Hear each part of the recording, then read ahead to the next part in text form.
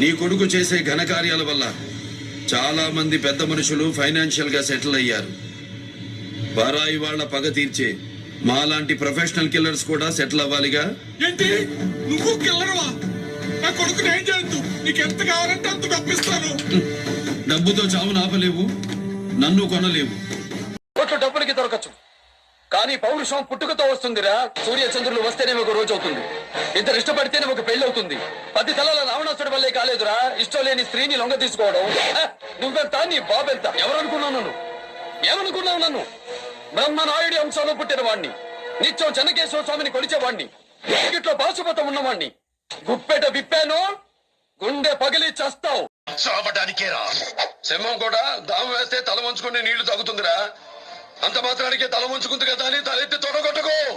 కొట్టడానికి తొడ ఉండదు, ఎత్తడానికి తల ఉండదు.